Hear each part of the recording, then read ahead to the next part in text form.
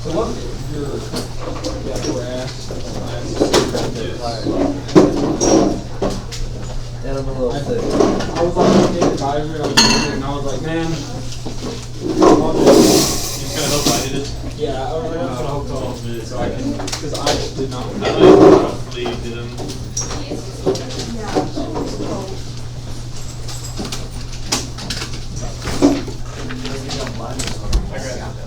No, that was fine. Oh. I really just. I don't know, I watched the videos. You do I just used that one.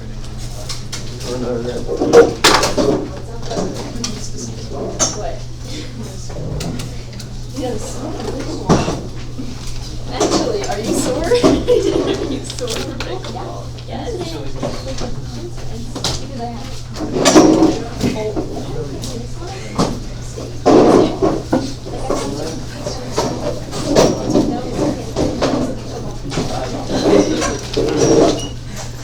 I am asking for 2 assignments. You didn't put those into a classroom. I will need those here at the start of class.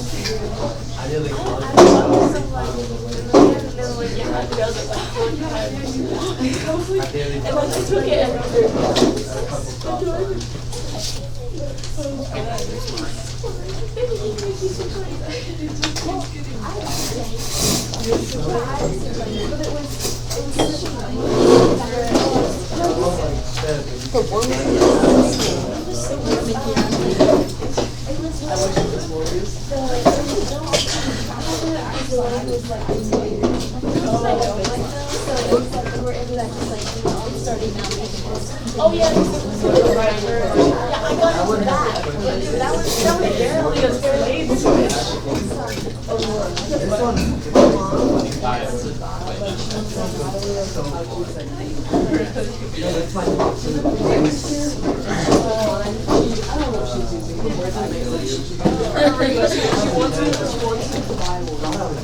Did she know what color she was? She said she was like, she doesn't care. She's sure. She's like, I don't need to wear She was like a deep one. Okay, I'll put that. Keep that in mind. Good morning, guys. If I didn't get your 40 and 41, it's your last chance to get 4 points on it. Make sure your name's on both, please. No. Okay. Is it in the background? It's like, flashback. Like, you just started, you started how, it's not receptive to videos. There's no x-ray or... I do like the mystery in the beginning of it, but the second half I like more just because I can start picking up. I assume it's the first time we were going. It's a good book. Okay, last call. Any other 40s and 41s? I haven't read the Martian yet, but my dad, he said he just didn't how stuff it was more like real science and kind of makes up some stuff. What does your dad do? Almost mellow mushroom. I thought he was in real estate. He does that too. Well, yeah, I guess that's the way he actually works it. Mellow mushroom just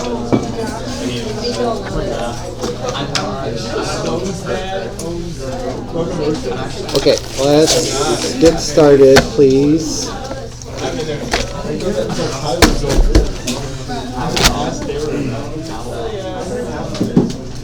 Okay, so our plan today, guys, remember your new seats. I need you to settle down when it's time to start class, please. Meg, up on the board, please. Okay, so we are going to start some new notes today, something called concavity, and we're going to do a little bit of that together, some examples and a couple of guided practice questions.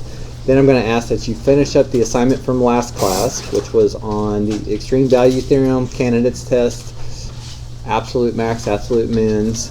So you might want to look back at that stuff, but I only had you do a little bit of it last class.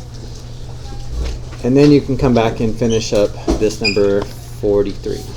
So, again, I think I told you guys last week that we were supposed to be working on the heat last week. Appears it's not fixed yet. I have not heard anything else about it, though. Okay, so we're still in this unit that is function analysis, which basically means we would like to know what this graph looks like, understand why the function behaves the way it behaves. Thus far, you can get points, because we've done that since Algebra 1. But with calculus, we can figure out when it's increasing or decreasing from the first derivative. We practiced that a couple times now. We can figure out where there's relative maxes and mins with the first derivative test. And now we are going to go a little bit further than that, but this is all about understanding the way a function works. So back from your Algebra 2 days, you should have learned about concave up and concave down. So concave up is when your graph is opening upwards, and concave down is when your graph is opening downwards. So just like saying where there's local mins and maxes that you did in Algebra 2, but they gave you a graph, you should have answered some questions like when is it concave up and concave down in Algebra 2. The difference is Algebra 2, they give you the graph, or they give you a calculator to graph it, whereas with a little bit of calculus we don't have to do that. So I can show you how to determine whether it's concave up or concave down with just derivative stuff. So using this example here, if a function is concave up like this one, let's think about what f prime is doing. What can you tell me about f prime during this time? Decreasing. Very good. It is decreasing.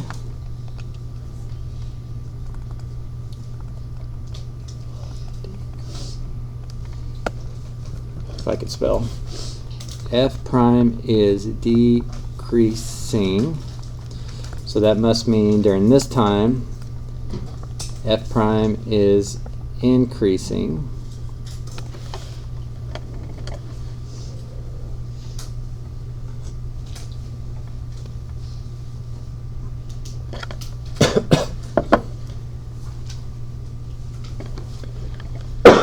Sorry, I think I told you wrong here.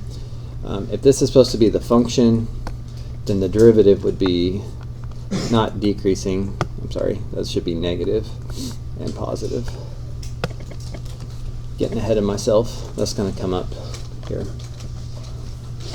Okay, so if f is concave up, then the first derivative is positive. I'm sorry, increasing. Got myself mixed up here. Increasing. And when it's concave down, f prime is decreasing.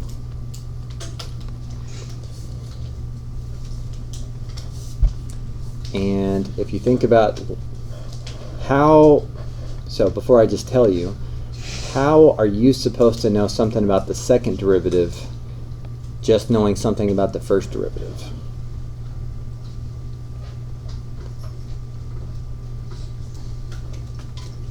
Well, derivative just means what? Slope. So if you know something about the slope of the first derivative, that's how you have information about the second derivative. But for us, when the second derivative is positive, that means that the first derivative is increasing. So the slope of the slope is increasing. That's how you get concave up. Concave upward. And when the second derivative is negative, or the first derivative is decreasing, same thing. If the slope of the first derivative is negative, then the second derivative is negative. That's how you get concave downward. So I've not used these notes before. This isn't the most intuitive, but this is the parts that we will need to memorize, and it doesn't take very long to do. But the next leg of what we are doing is thinking about the concavity of the graph. How is the graph opening up? Not just is it going up or down, but is the rate of change increasing or decreasing as well? So second derivative is positive, the graph's opening up like this guy. Second derivative is negative, he's opening down kind of like this guy. So for this graph, they want you to see that there's lots of concave up and concave down. Anywhere that the second derivative is positive, which would be like during this time, so you could take the derivative of sine to get the first derivative of sine, and then you could take the derivative of that to get the second derivative of sine. And during all of these times, the second derivative would be negative because it's concave down. Likewise, everywhere is concave, sorry, these are concave up. I think I said down. These are concave up because they're opening up. These are concave down. So this is where the second derivative would be negative. These are where the second derivative would be positive.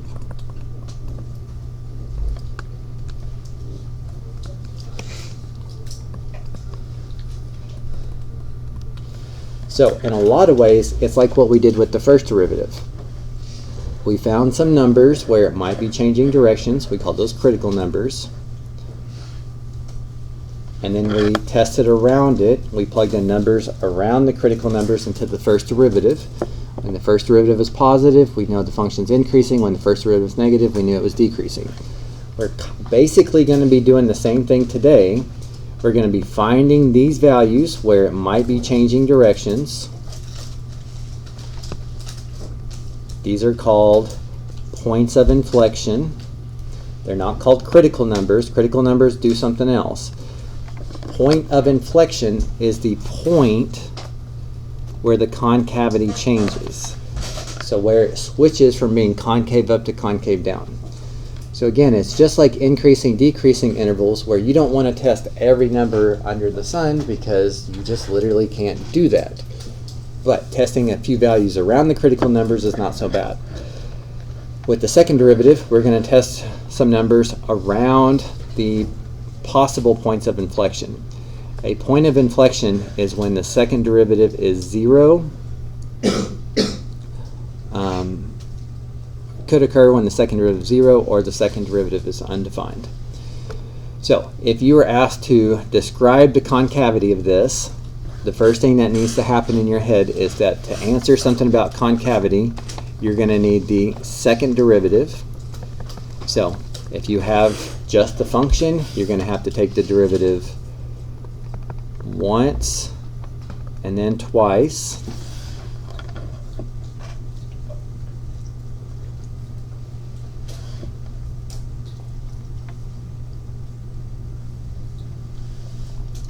Points of inflection occur, there's two things that have to happen. The second derivative has to be 0 or undefined. That sounds almost the same as the critical number definition, but there's some small differences here that you need to try to pick up on. Critical numbers are good for finding intervals of increasing, decreasing. Points of inflection are good for knowing when the concavity is changing.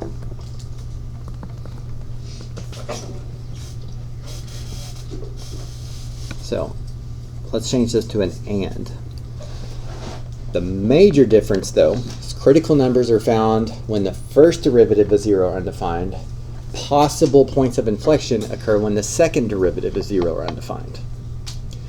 Also, a critical number is a critical number regardless if it ends up being a relative max or min. A point of inflection is only a point of inflection if it's a point. So if it doesn't exist at that value, it's not even a point, so it can't be a point of inflection. And the other requirement is that the concavity is changing. The second derivative is switching from positive to negative or negative to positive. So to find the possible inflection points, you want to find where the second derivative is 0 or undefined. So you would find the second derivative, figure out when, if ever, he is 0 or undefined.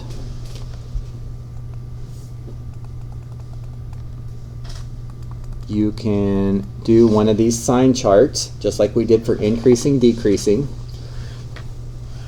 But this time, these are not critical numbers. Don't label them as critical numbers. Critical numbers are when the first derivative is 0. This is when the second derivative equals 0. So I don't know if this is an inflection point or a point of inflection. So I'm going to call it a possible point of inflection. By the way, PPI is not a real math acronym, but it's important that you know this is not necessarily an inflection point. It's a possible inflection point.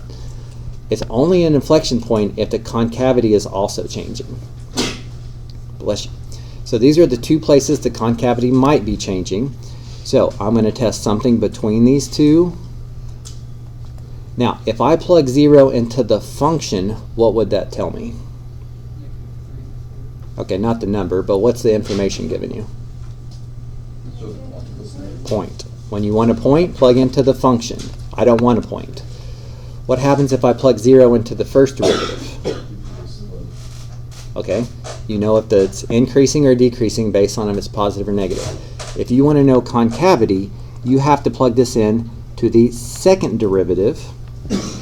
So right here is fine, or right here is fine, whatever you think is easier. And if it's negative, it means your graph is concave down. So sketch a little piece there that looks like it's concave down. Now, he might be changing directions, or he might be changing concavity at x equals 2. So I need to try something to the right of 2. I will plug 3 into the second derivative. I get something positive, and when the second derivative is positive, it's concave up.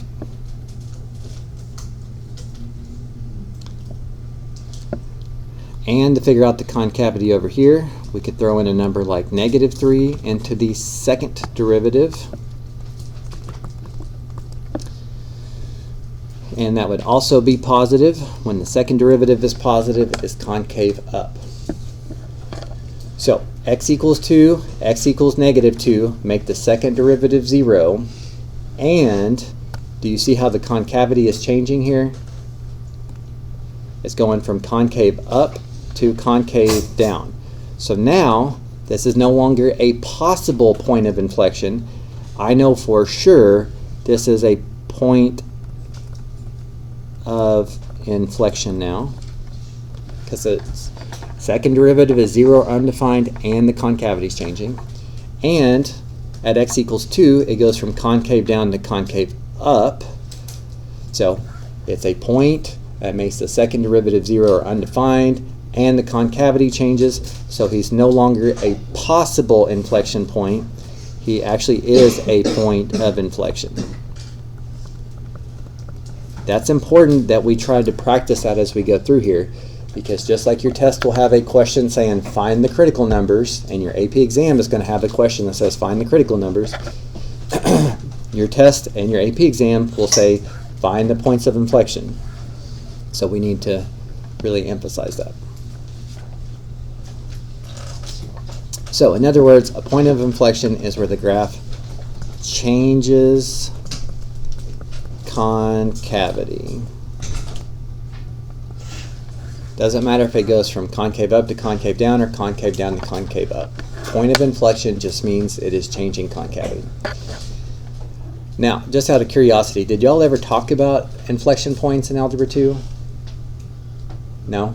Okay, because a lot of times you get those graphs and you can estimate where they are, and so, but basically something like x cubed, it goes from being concave down to concave up. There's an inflection point. It's switching the way it's turning. Okay, so 2 common mistakes when finding an inflection point.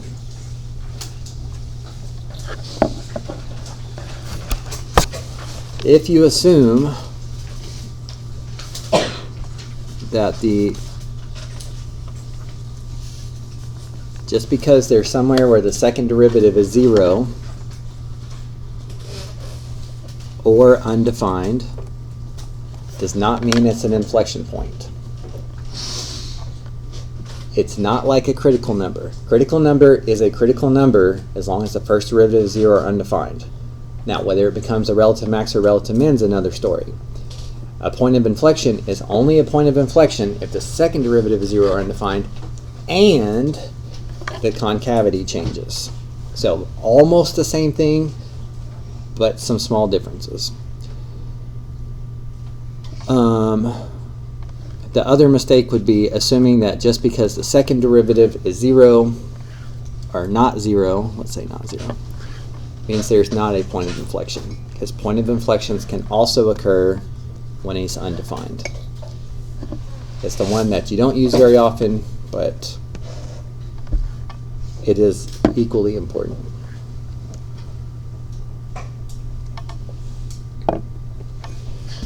Okay, so given the graph of f prime, find the points of inflection and state the intervals of concavity.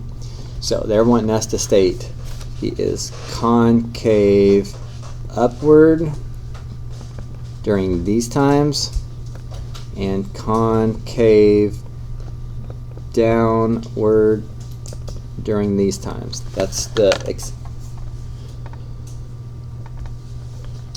is stating the concavity.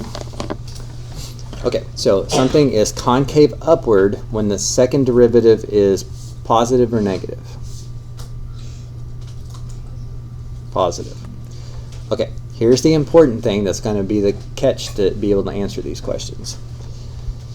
If the second derivative is positive, but you only know about the first derivative, what about the first derivative tells you something about the second derivative? The slope. Slope means derivative. Derivative of the first derivative is second derivative. So you should be thinking of slope of this. When the slope of this is negative, it means the function is concave up or concave down? Down. So negative infinity to negative 1.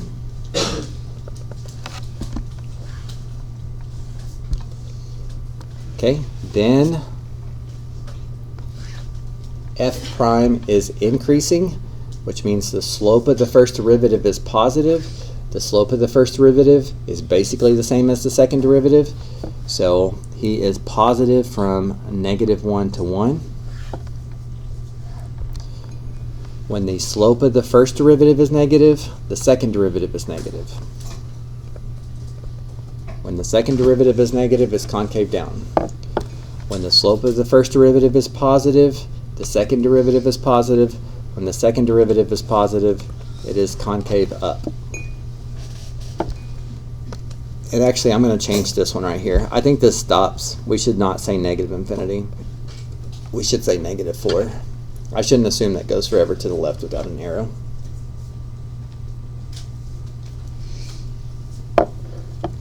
Okay, so let's do one piece of this, and then I want you to try the rest of question 3.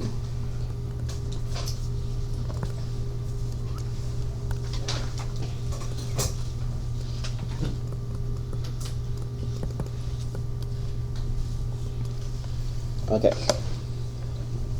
So if you need to know something about the second derivative, sometimes you need to think of the slope of the first derivative. Slope means derivative. Derivative of the derivative gives you second derivative. So during this time, when the slope is negative, if f prime is decreasing, that means the function is at concave up or concave down.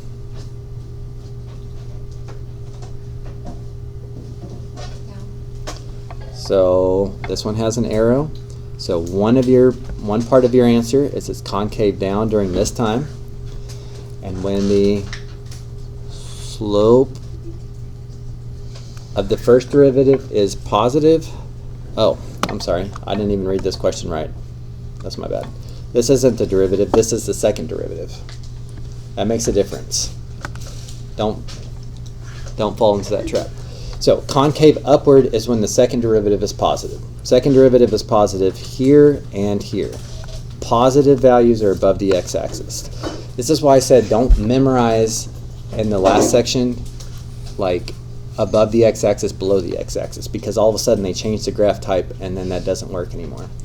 When the second derivative is positive is when he's above the x-axis. When the second derivative is positive, that's how you get concave up. When the second derivative is negative, the function is concave down, so that would be from -3 to 1 and 3 to infinity. Negative values occur below the x-axis.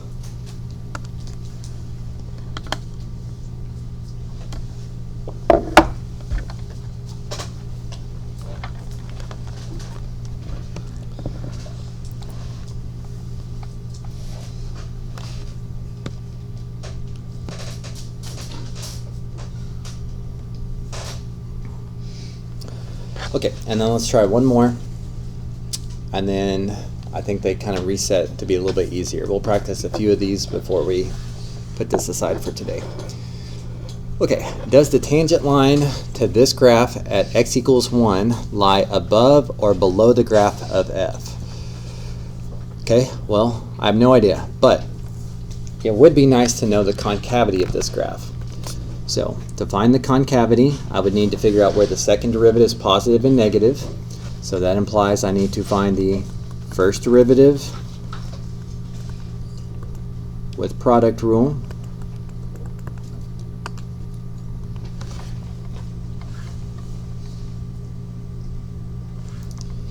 And if I need something about concavity, I need second derivative.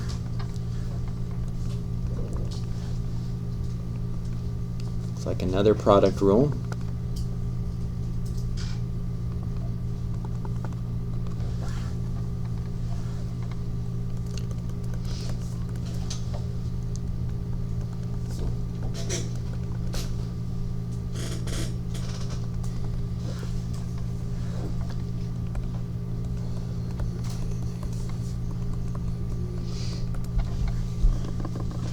Okay, so having the second derivative is, of course, a good first step, but I still don't know when he's positive and negative.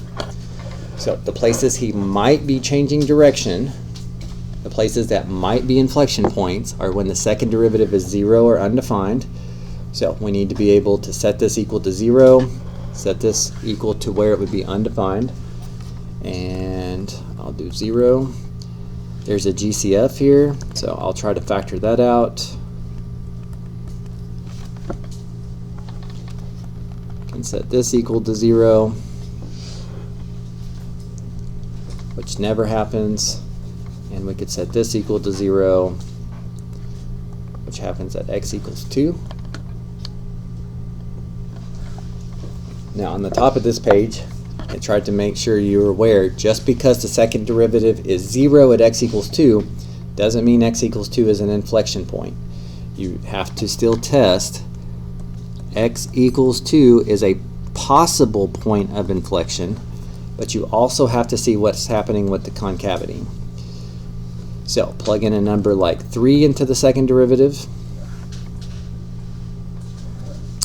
That would be positive times a negative, which is negative. When the second derivative is negative, it's concave down. Test something to the left of this, like 1. So be positive times a negative is negative, so concave down. So a lot of times, you're just going to need to state when it's concave down. By the way, when would you say it's concave down on this question? This is going to show up on a test, so look at this. Tell me when it's concave down. Sorry? Like this? That's not the answer. It's concave down from negative infinity to 2, but he's not concave down at 2 because his second derivative is 0 or undefined, not negative, and 2 to infinity. You see how it's split up here? Yeah. X would be -2, not positive 2, because they're both. Oh, good catch, good catch. I did not solve this correctly. -2 minus 2 would be -4. This needs to be negative, which means this is negative, which means that actually makes sense. If I tested 1 and 3, they should have the same concavity. They're both on the same side of this. So 3 is fine, I can keep that, but I should test something to the left of that. Let's try -3. That would be positive times a positive, which is positive, concave up. Okay, but still, that was still a good lesson there. If it's going down, 0, down, it's not concave down the whole time. It was concave down during this time, comma, this time, but not at 2, so you can't include 2. Okay, so again, a lot of times you're just describing when it's concave up, concave down, just like in the last section you figured out when it's increasing, decreasing. Sometimes you've got to figure out if this is an inflection point or not. Now that I can see x equals -2 makes the second derivative 0 or undefined, and I can see the concavity's changing, it's no longer a possible inflection point. I know he actually is an inflection point. Sometimes that's the question. But this question doesn't really ask for either one of those. It's asking for something different. So I don't know what this graph looks like, but at x equals 1, if I do the tangent line, I should know if it lies above or below. So let's say at x, and this is probably going to be a terrible graph, but at x equals 1, what do I know about the graph here?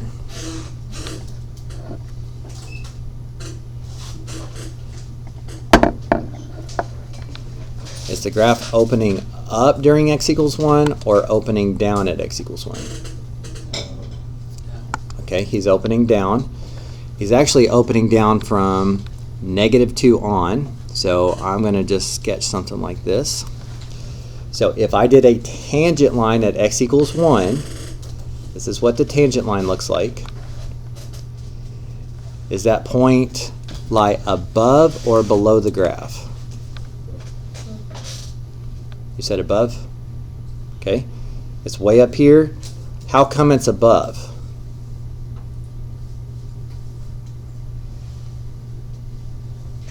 Other than you're just looking at the picture. It's y value higher for the same x. Okay, that's true. But why is it higher? Why is this y value higher than that y value? It's positive.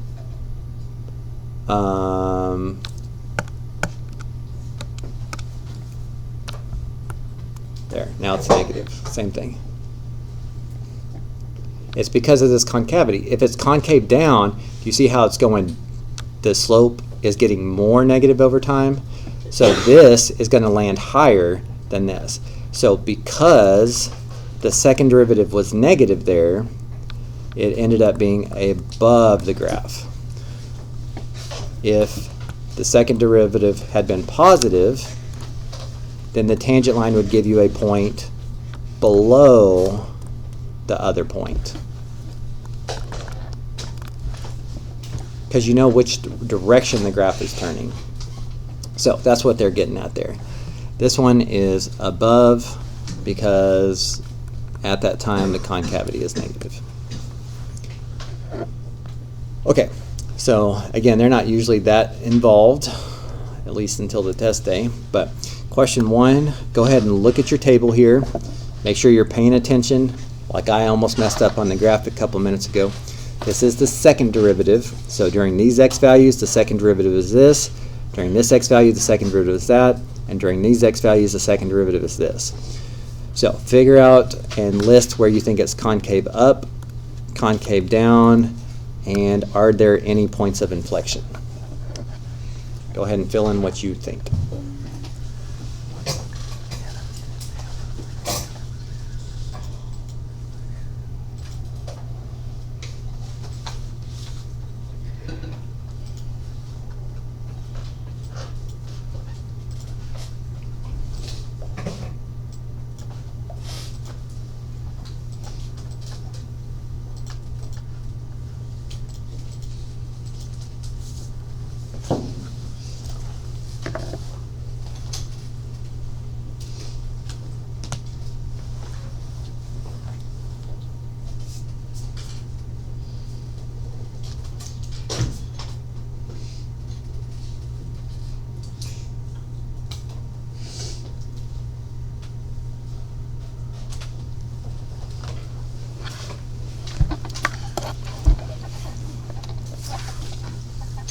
Okay, you done?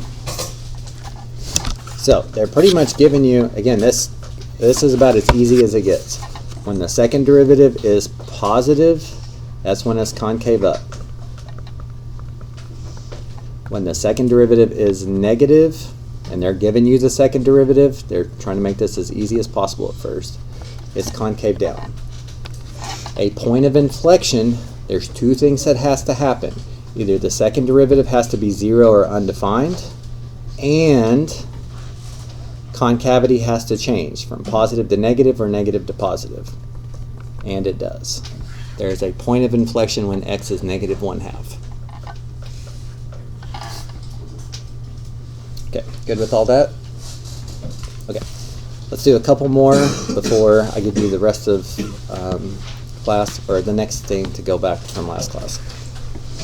Okay, so you can see this is where the bulk of the questions are going to look like this. They give you a function and they ask you to find the points of inflection or find the concavity. It's all basically the same work. So, points of inflection, you have to know what a point of inflection looks like and its definition. It's when the second derivative is 0 or undefined and concavity has to change. So, if I'm trying to figure out if this guy has any points of inflection, that implies I need to find the first derivative. Make sure you get chain rule so that I can find the second derivative.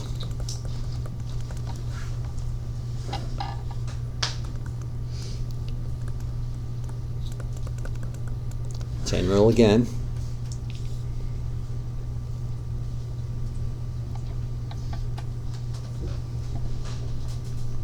And the only way I'm ever going to figure out where concavity changes is to figure out where you might be changing concavity, which is at one of these two places.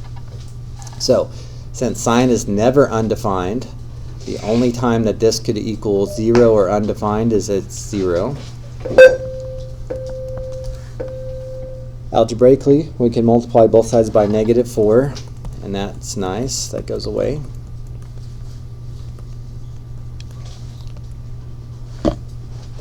Okay, and then this x over 2 is going to create one extra step. But when is, forget the x over 2 for just a second, just carry that down. The sign of what values give us 0 during this interval? Okay, the sign of 0 is 1.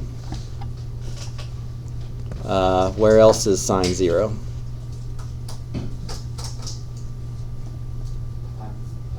Okay, at pi.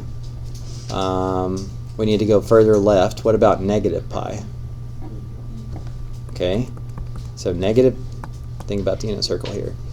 Negative pi, sine of 0. Positive pi, sine of 0. At 0, sine is 0.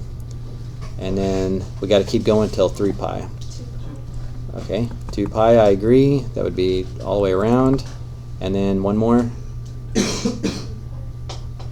You say 3 pi? Okay, I think that's all the places where sine is 0. But this doesn't say where sine equals 0. This is sine of x over 2 equals 0. So multiply everything by 2. And then some of these are outside of the range now. Or actually, let's just keep them all. I think we might need them all. So these are the possible inflection points. These are all the places that the second derivative is 0 or undefined. So I'm going to make a sign chart. And let's try to split this up evenly. X equals 0.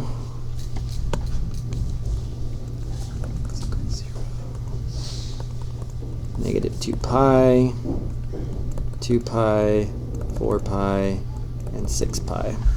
These are all the potential inflection points. But remember, they can't all be inflection points because that's one part of the definition. The other part says the concavity has to change. So I've got to test, don't test these values. If you test these values, you're just going to get 0. That's what we just did right here in the meat of the problem. We want to figure out what's the concavity somewhere in here, like at pi. So plug pi into the second derivative. The sine of pi over 2 is 1. Times that by negative 1/4. Positive times a negative is negative. When it's negative, it's concave down. Try at 3 pi. The sine of 3 pi over 2 is negative 1. A negative times a negative is positive. When the second derivative is positive, it's concave up. Repeat between these two possible inflection points.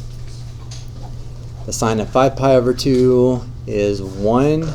Negative times a positive is negative. Second derivative is negative, it's concave down. Try 7 pi.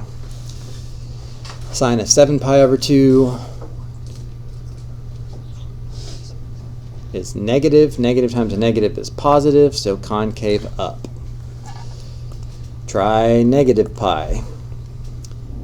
The sine of negative pi over 2 is negative 1. Negative times a negative is positive. And try at negative 3 pi. Now I know, and this is kind of bad, it looks like it always changes concavity. It does not always change concavity. This is why I'm having to test all this. You can't just assume it's going to switch like this one looks like. But if I plug in negative 3 pi, the sine of negative 3 pi over 2 would be positive 1. Negative times a positive is negative. When the second derivative is negative, it's concave down. Same thing. This does not count as justification, but it gives us a visual. I know at these values, the second derivative equaled 0, and I can see it switches from concave down to concave up, concave down to concave up, or up to down to up, down to up to down. It's changing directions at all of those. So I don't know. Let's get the intervals. I guess it really only wanted between these. I just wanted to be careful. So if I really only pay attention to negative pi to 3 pi, it's switching at x equals 0 and x equals 2 pi. Those are your inflection points. Those are the x values that exist on the function, which makes them points. They make the second derivative 0 or undefined, and they make the concavity change. All of that's required to be a point of inflection. Okay, let's look at one more, please, but this one I want you to try, but I want you to try to be one step ahead of me. So try without looking at any of the other examples. If you're going to need inflection points here, think about the first thing you should do and try that. Just do the first step, and then we'll check it and make sure it's right before we do the second step.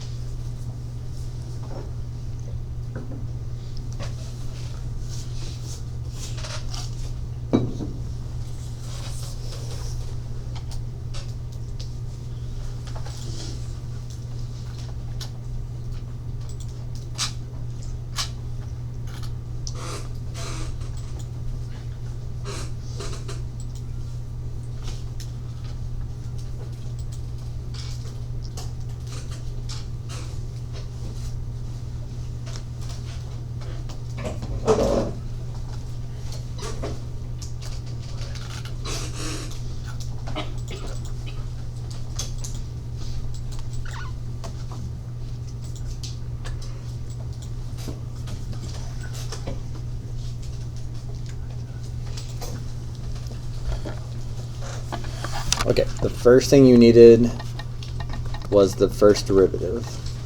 So the derivative of e to something is going to be e to the something, but because of chain rule, you should have also multiplied it by a negative 2x. Okay, make sure that's correct, and then think about what the second thing you would need was, and try it.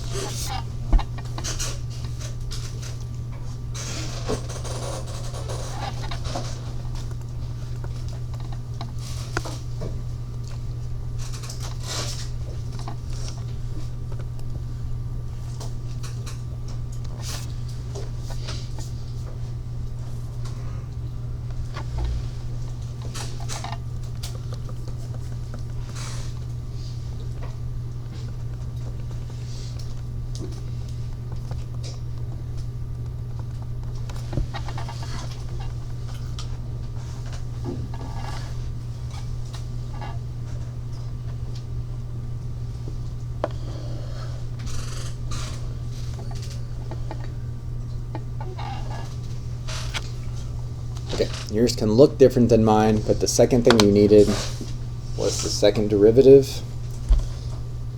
So you need something equivalent to that. Second derivative, you had to do product rule. You had an x times an e to the negative x squared. No option but product rule. Okay, make corrections there, and then think about how you're supposed to use the second derivative and try the next step.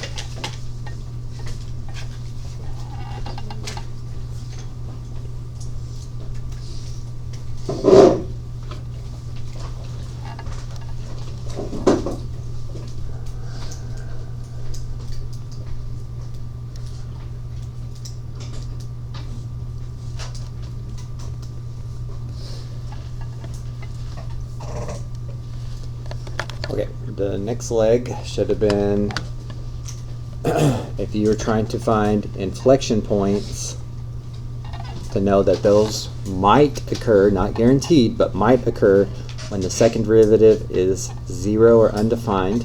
This guy is never undefined. I still have to think about it, but I can set them equal to 0, and the only way you're going to go about solving this is taking out a GCF.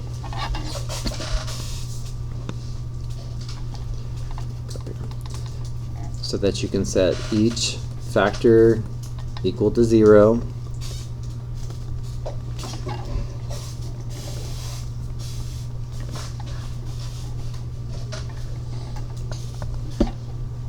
This one never happens.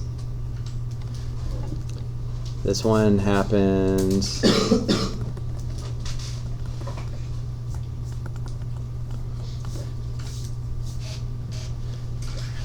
Okay, did you get the square root of 1/2? Okay, that's good, but it's still not right. Plus or minus, good. By the way, that came up on one piece of your FRQ last test, since everyone's taken that now. I know you guys have heard that a million times, but take the square root of both sides, you need plus or minus. And so it's not just where x might be the square root of 1/2.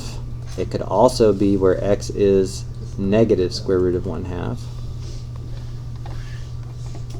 These are both potential points of inflection. Again, PPI is not a real math acronym, but you need, the reason why I use it anyway, is you need to understand it's not a done deal yet. Both of these are not inflection points yet. You still have one more thing to try to figure out. So think about what should come next and try it before I tell you.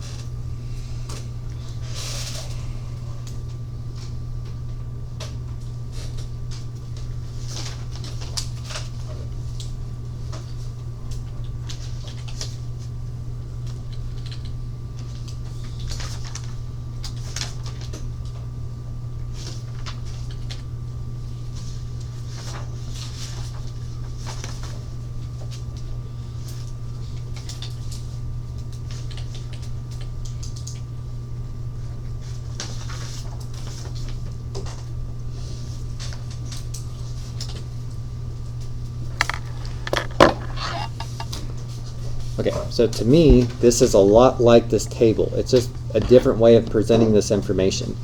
When we did this table up here, we had this spot where the second derivative is 0 or undefined. Just like down here, I've got two places where the second derivative is 0 or undefined. We needed to know whether the second derivative was positive or negative around each one of those. So you should have plugged in something bigger than the square root of 1/2. By the way, square root of 1/2, what is the square root of 1/2 the same thing as? Very good. It's like the square root of 1 over the square root of 2, and you're more familiar with hearing it like this. So this is unit circle, that's about 0.7. So as long as you test something to the right of that, you know, if you're not sure exactly how big this is, just pick something safe, like 10 or something that you're sure is over here. I'm going to just plug in 1 though. That needs to go into the second derivative because I care about concavity. And you can plug it in anywhere you want to. That's the second derivative. This looks way scarier than this to me. But if I plug in a 1, I've got a -2, a negative times a positive times a negative. Negative times positive times negative would be positive, concave up. If I try to plug something in between those, like 0, I would get a negative times a positive, which would be negative, concave down. And I need to try something over here, like 1, or -1. Plug in -1, you have a negative times a positive times a negative. Negative, positive, negative is positive, so concave up. And now you can see the concavity is changing here and here. So my answers would be, well, you could write it either any of these because these are all equivalent, but plus or minus the square root of 1/2. Both of those were inflection points. They were both points where the concavity changed, and they were where the second derivative was 0 or undefined.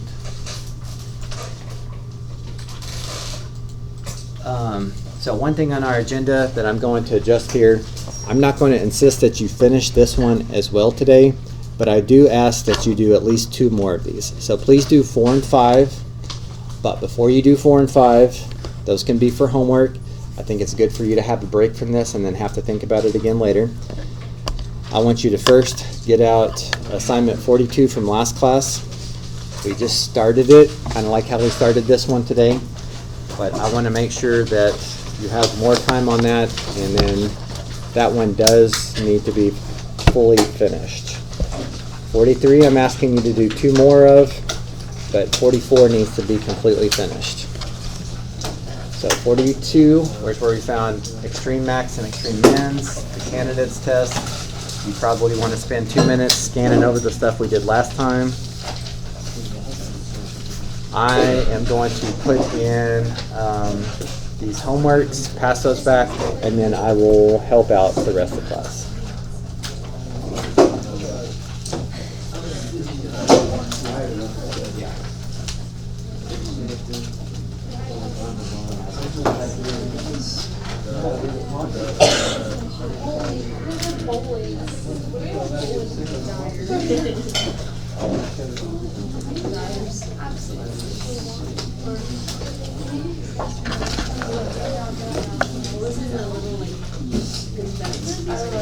I ignored it and I got it right. I ignored it.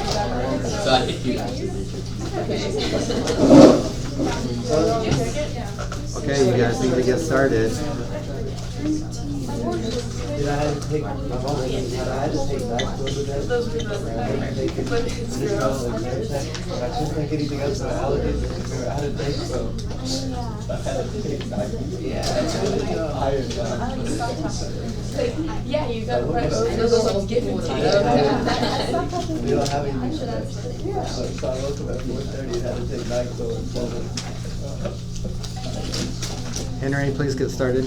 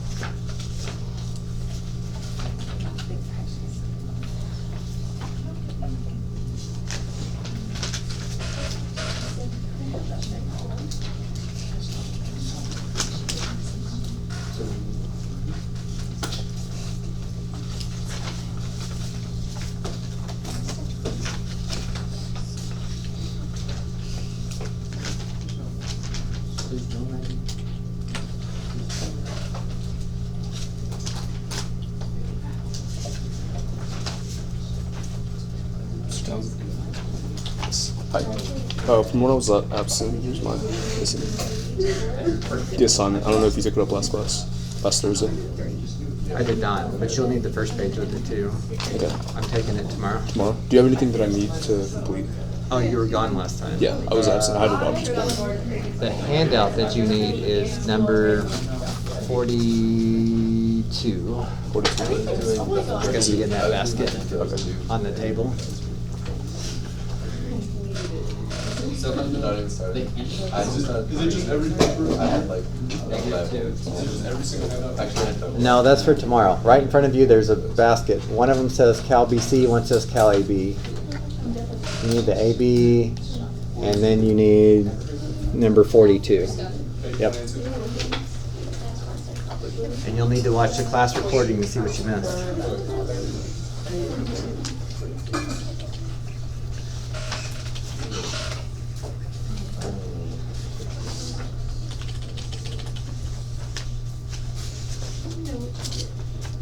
Okay, I need about 5 more minutes to get the rest of these homeworks in, and then I'll come around and help out with anything you might be stuck on.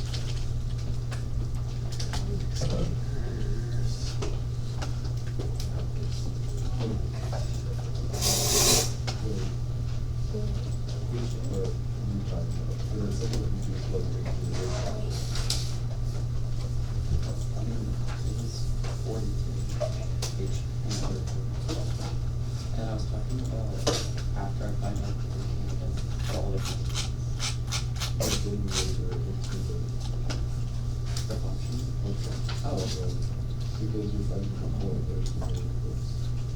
Because you fighting for the river. Yeah, that's right.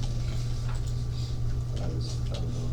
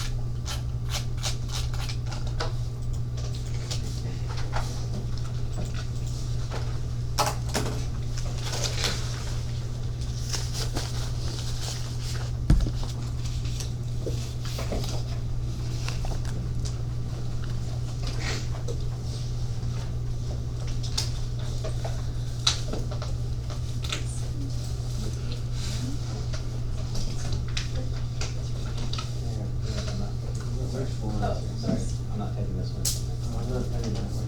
I'm doing 42.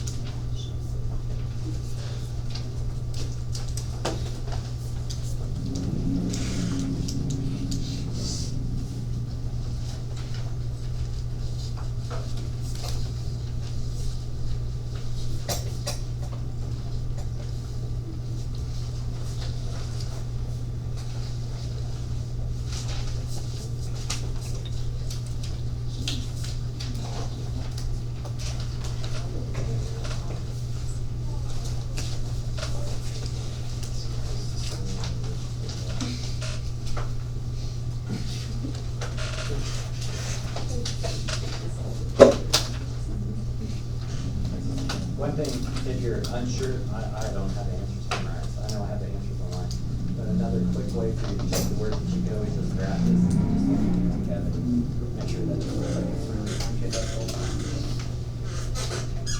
Yeah, I didn't think to say this to you guys, but using your calculator, not to get the answers, because then you're not getting the practice anymore. But on today's lesson about concavity, you could graph the function in your calculator, look at where it's concave up and concave down, and make sure that that's consistent with what the calculus is telling you.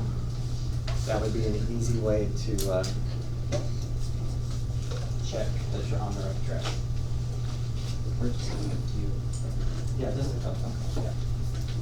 Again, I only asked you to do at least 2 more of today's assignment.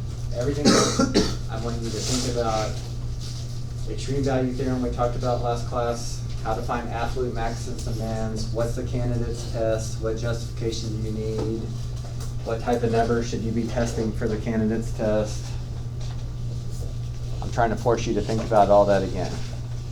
Because if you learned it well last week, then you're just practicing it more, and if it didn't stick from Friday till now, then you should be looking at the work again. Trying to get it to stick the second time.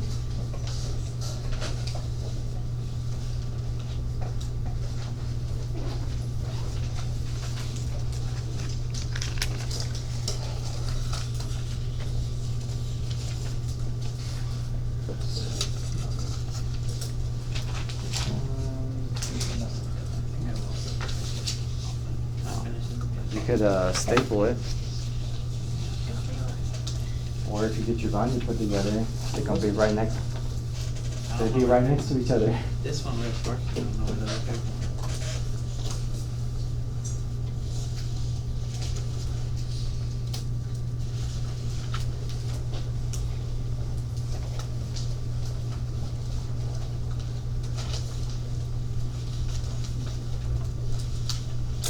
Okay, I'm done with homeworks, so if you need a reminder or if you were stuck on anything from assignment 42, let me know so I can come over and help.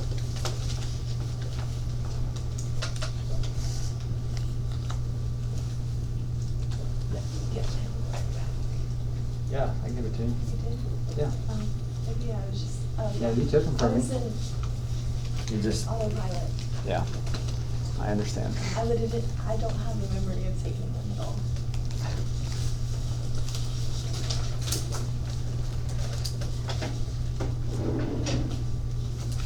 You're kind of young to be having those problems, but.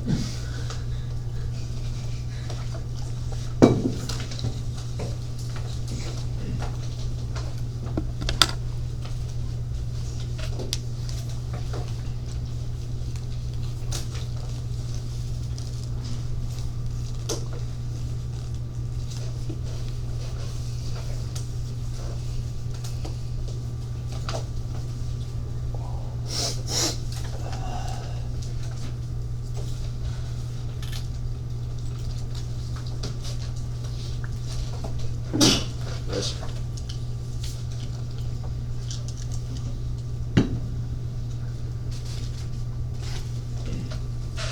Yeah, something else to keep in mind is we're still a few classes away before we need to worry about our next test. But you guys have kind of seen the format of how most tests are going to go, which is majority, multiple choice, and FRQ. And most of the tests we use have 9 multiple choice and 1 FRQ. But you start thinking about the stuff we have talked about since last class, you have already seen most of it. There's going to be at least one question on finding critical numbers. There's going to be at least one question on finding increasing, decreasing segments. There's going to be at least one question using the first derivative test to find local max and mins. There's going to be at least one question asking you to find extreme max and mins, which you're practicing in front of you. There's going to be at least one question about figuring out when something's concave up and or concave down, like we talked about this morning. There's going to be at least one question on inflection points, and that's already 6 questions right there. So that you could have very well have seen, I don't know, 3/4, 80% of your next test, just those topics.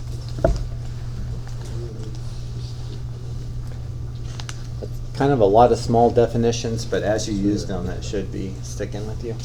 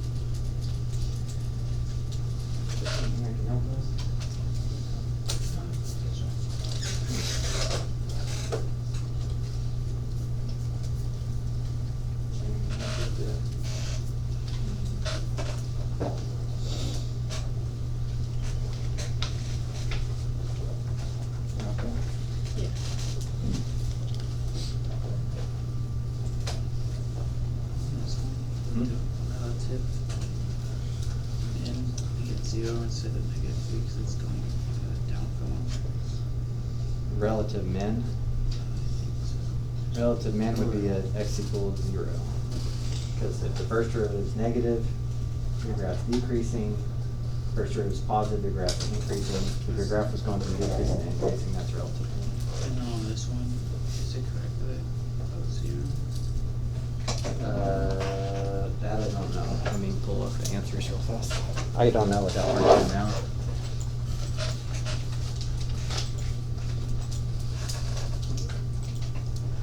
What number was that? 9 on 42. They got 0 at 0 and 0 at 3 pi over 2. Yes. They got 0 for both those, but neither one of those are part of your answer. For the absence. Is that not the min?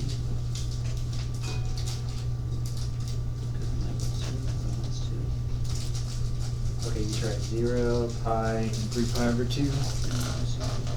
0 pi. Looks like you're missing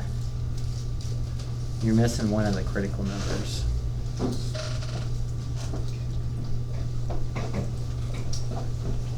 Where's your derivative? Negative sign of x is equal to 0. Negative 2 sin x plus sin x.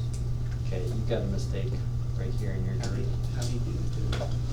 Okay, so cosine squared means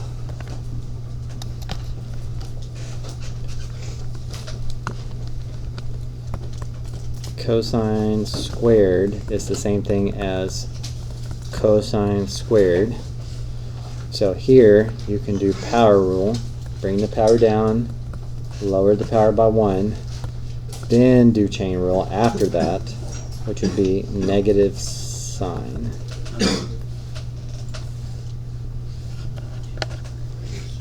You should have another critical number at pi over 3.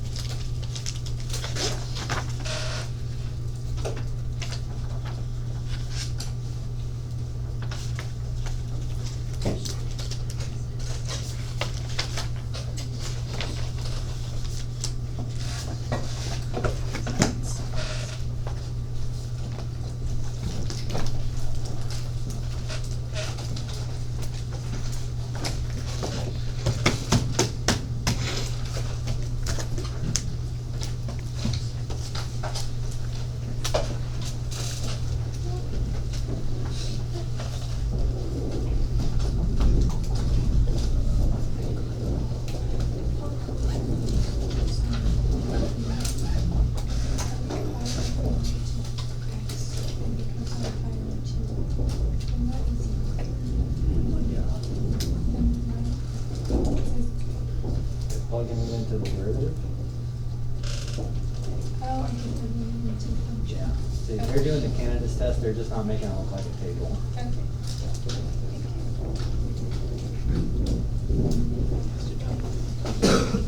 So how do we solve them? I got 2 pi over 3. Okay. How do I put that? Is it just, will it just be negative 1 half squared? Is it just on a 2 pi over 3 is negative 1 half? So negative 1/2 times negative 1/2 would be positive 1/4. Positive 1 positive 1/4. Times pi over plus 1/2. But then it's a minimum of 1 and 0. Because you said these ones were the answer. I think the other one was supposed to be pi over 3. I think it's. Pi over 3 not 2 pi. I think so. Yeah, this is minus. I got this, but I didn't know where to go, sorry. Well, these both have a sign. So you can factor a sign out if you see a. So where sign equals 0 is some of your critical numbers, and where the rest of the stuff equals 0 is the rest of your. So then it's gonna be 2 cosine. Or like into the expressions and things like. No, let me zoom in. Plus 1. I don't know. I can't follow because I can't see. 2 cosine times negative 1 plus 1. This is how you factor that out, right? It would be 2 over beyond. Okay, why not let the. What's a minus 1 plus 1? Minus 1, well, it's times negative 1 and then it's plus 1 outside of that, right? Really? That's what they're using. They have.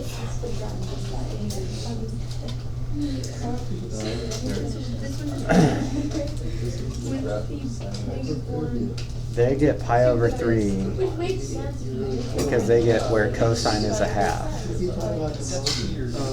Okay, which means they have a factor of negative 2 cosine x plus 1. I think I just factored the other time I factored, I think 0. Well, you might just try it again. I don't know if you don't see your mistake. Okay, guys, I need to give you some heads up here. We got about 8 minutes, so you still have time to do a couple more. But what is due next class is I do want 42 finished. So that was the one we started last class, and you guys have been working on now. The answers to that are posted on the website. So not only to check your work, but try to learn from your mistakes. That's the only assignment that I'll be taking up next time. It's number 42. It's also opened up in Google Classroom if you'd rather turn it in early. Assignment 43, I'm asking you to just do 2 more of those so that you have to think about it again, and so that you have 2 more questions done. So when I ask you to finish that next class, it doesn't take you longer than it should. So, any questions about where you need to be next time? Now, of course, this being a Monday, if you think you're going to need help finishing 42, and if you think you might need help doing 2 more questions on 43, you should sign up to come see me during advisory tomorrow. Don't kick the can down the road. If you know you need some help, you know your answers aren't coming out, come get some help. I will have some people, some BC students making up a quiz, but I can still help you quietly. Okay, so please make sure you know what the directions are there before packing up for today. And for our daily puzzle, you guys did the eye test one. Okay, did you do this one? No? Okay. And there's your puzzle for today, if you want to play with that.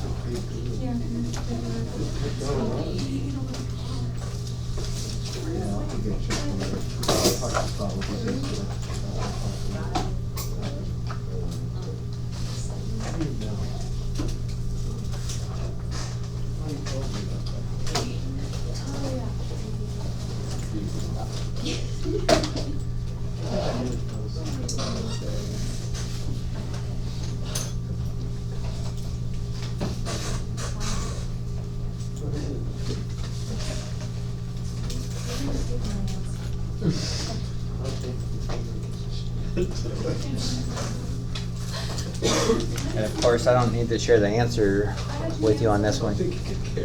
Okay, what do you think? 1, 15, and then the bottom is 2 and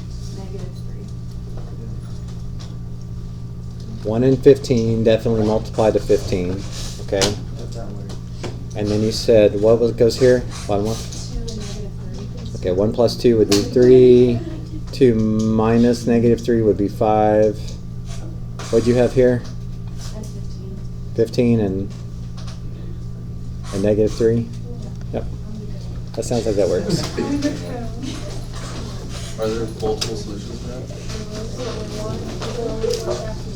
Probably not. Yeah. I think there's just one. The one thing I don't like about this is I feel like it's easy enough that y'all can just do guess and check. What I'd rather you do is be like, that's A, B, C, D, and make 4 equations out of it. A times B is 15, A plus C is 3. I'd rather you work it like that. Yeah. Good job.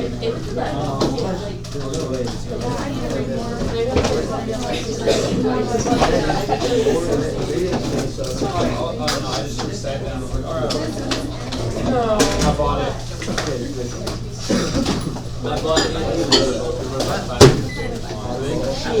They should like keep you going for a hot minute. I'm pretty slow. But I started reading this yesterday. I did it yesterday. It took me an hour. You told your brother he didn't sign up for It was really short chapter. Not a lot. I'm just telling him. I was going to tell him about Because of them like saying everyone hated each other 50 times. Once that deadline hits, there's nothing I can reach out. So, like, in a couple of days. Maybe a week from now.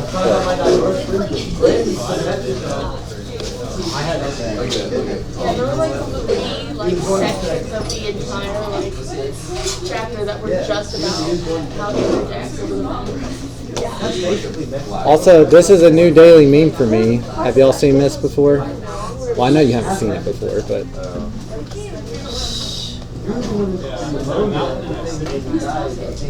yeah. There's a local minima, like right here where there's enough cliff for them to sit on. That's a local min. But they're still way down there at global min. Oh, that's good. Because it's shaped like that, but it is also like